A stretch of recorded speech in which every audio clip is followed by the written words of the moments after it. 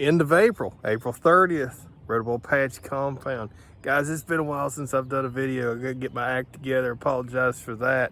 Gonna see some things today. Been doing all sorts of good stuff. Might learn something. If not, at least I hope you're entertained. Hold tight. Oh, the stop sign patch where dreams come true. All right, guys, so we're fully tilled and mended. I got a lot of perlite in this. I'm able to actually get perlite now. How cool is that? So underneath the bucket here, a little pathway leading out there, I have the electrical components for the heating cables. Now I've got a big spot of heating cables here, 10 by 10. It's a big one underneath of that 150 square foot start. Also have the Hobo Onset monitor that monitors my moisture and my temperature of my soil. And I have that temperature probe set outside of my heating cable so I can see what my natural soil's doing.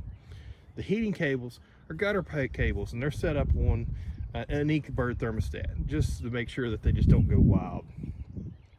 This little girl here is the progeny of the girl that used to sit right there last season. This is a 1229.7 Rotoball. Good fruit, hopefully. I mean, that was a good fruit. Hopefully this does some work and produces a good fruit. This is a nice healthy plant. I'm running some water around it. Nothing too crazy. The roots aren't out there. It's only been in the ground for a few days thus far. I'm capping her off at night. We've been crazy warm, so I can get away without huts, especially with those heating cables in the ground, because heat rises. So at night it definitely stays plenty warm enough. Frost is not a concern at this point. I've looked at my 10-day and we're on track for one of the warmest springs ever. It's just amazing. I do have a watermelon in the ground. This is traditional, guys. Yeah, I was going to rely on a good buddy of mine to hook me up with some grafts. I had some grafts last year, and I did well myself grafting. But I thought, I'm going to play the easy card and phone in a friend to help me out with a graft. And well, that didn't work out for him, so it didn't work out for me.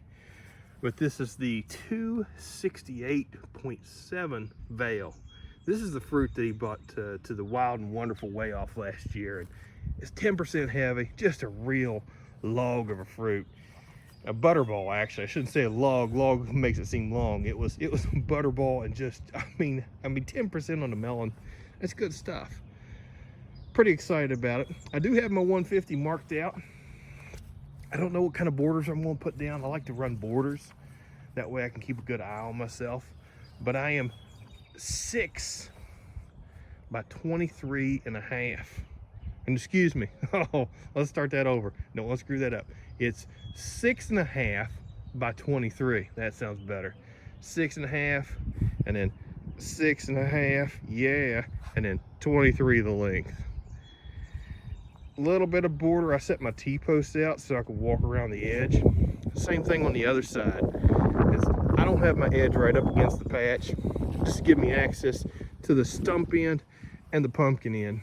Last year I had my pumpkin not quite out that far. I was set to look back a little bit further, so I'm gonna try to push the fruit out closer to the edge, and that way I have more foliage behind it, because I don't feel like the foliage on the other side did a whole lot for me. I do hope to have a scale underneath of it. We'll see how that shakes out. There's those posts. Yeah, 6.5 by 23. I think that works out to just a hair under 150 square foot.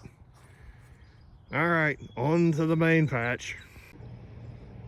Oh yeah, the main patch 2024 season. Check out that mustard. Good gravy. Doc's blooming mustard, everyone. The rest of the patch looks pretty rough, doesn't it? Yeah, there's a few weeds in there. You see a lot of weeds, that's what you think, but that's mustard and that's rye, and that's by design. I would actually like to see quite a bit more greenery in there, but it's been bone dry. The guys that are blooming, the mustards that are blooming, are from my original seeding, from around the little pipe I keep over there to keep me from hitting a drain, and this little area that just doesn't get weedy because I'm not messing with it. We get some moisture on this patch, it'll look a lot like that, and hopefully turn into that. And I'll till as I go. That's what I did last season. I kind of like that.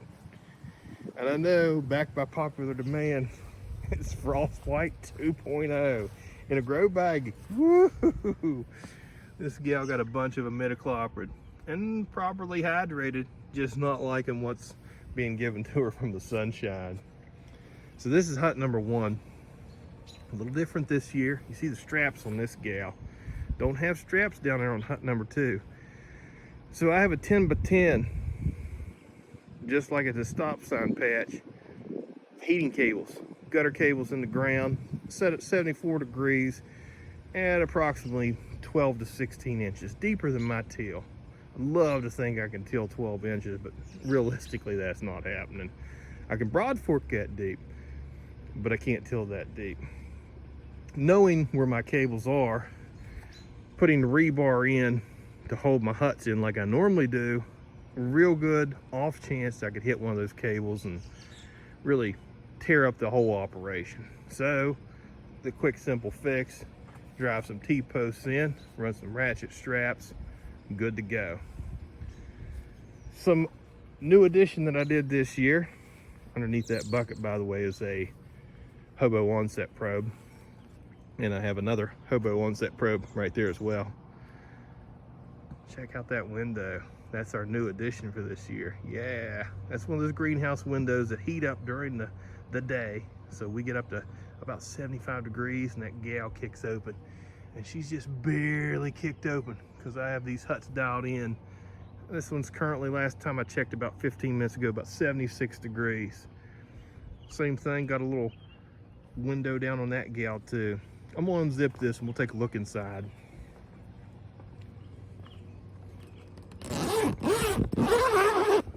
Inside hut number 1, 1965.5 Rotoball.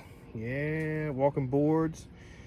there's 4x4s underneath there. You can kind of see that 4x4, and that one's just it's sunk into the earth. Oh goodness, and it's just super soft. I do have a little bit of weed pressure. I need to get in here and take care of that. I've taken care of it once.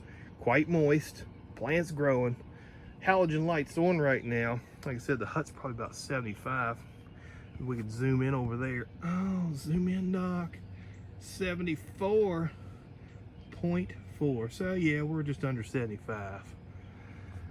Let's get that back to the right zoom. Oh, there we go. Ceramic heater, halogen light, chicken ring bulb. That's my heating sources. All set on thermostat. That has an internal thermostat. That is set on the timer because I want the time of day. And then that's set on the Inkbird. The Inkbird is a hot and cold Inkbird. So for the cold, I have an intake fan. This is a canned fan, and I'm drawing air from the outside of my hut. Check this out, right there. How cool is that? So temperature hits about 75, 78. That window's popping open naturally. Inkbird kicks that girl on and starts throwing air into this hut. That's nice, guys. I have fully automated this hut, to where I just gotta show up and put some water down and dote over the glory of my plants. I wish it was that easy, but it's not. I like to act like it is. All right, let's roll down to hut number 2. So underneath that bucket is the heating cables. Heating cable lead wire right through there. And this is the temperature probe. Temperature probe runs to the heating cables. So the big difference with this hut number 2, is we're not running those tie downs to T-posts at corners. This is a smaller set of heating cables. I got lazy, guys, not gonna lie. My goodness. I got 2 10 by 10 by 16 or so inch holes dug, and I was pretty done. But I wanted to do justice to this spot because this spot gave me my biggest fruit, and it traditionally does. So I had to do something. So I put down, instead of 160 linear foot, I put down the halfway point. I think it's 80 linear foot. And that gave me a smaller area that fits underneath of this hut. And it's better than nothing. And the cool thing about it is I'm able to drive my normal rebar. Now next year, I'm not going to know where my heating cables are, obviously, so I'll be into that system, I'm sure, just to be safe. I don't want to drive a piece of rebar to hold the hut in place and not zap myself. I'm definitely going to turn them off. But... all right, so inside this gal, hut number 2, pretty much same setup. A little intake over there for the cooling. Nice little window. Yeah, that framework window set up good. Chicken rearing lamp. Inkbird and all the timers over there. Halogen ceramic. And then that 2365 Wolf. She's growing well. Pretty decent collar, you know. Moisture to the soil's about right. Somebody asked me about all that perlite. That's because I spilled it. It's not by design. It's like, whoa, got away from me. I don't have any perlite in my main patch. And the main reason I don't have any perlite in this main patch is I put so much sand down. You know, perlite and sand are pretty reasonable for an interchangeable value. So perlite helps with drainage, sand helps with drainage. So I didn't want to double down on drainage. All right, we got to walk on down. We've got one more plant. Oh, the long walk. We haven't had rain for so long of a while that I had to actually fill up my big tote behind me. My really large tank is, oh goodness, we're down to 3 inches, which is pretty rough. I do have a compost tea brewing. I'm always brewing tea. And it's been warm enough that I haven't had to use a heater or any of that nonsense. But I've used a fair bit of tea. You can see the original tea line, and I'll probably dump the rest of that on the soil up here sooner or later anyway. Dark spot that you'll see is just overburden. Tea residue, composted material. This is stuff that I want to set in weather, and I will mix with native soil for vine burying. This is a good spot. It's away from any root zones that will be getting here anytime soon, except for obviously this plant.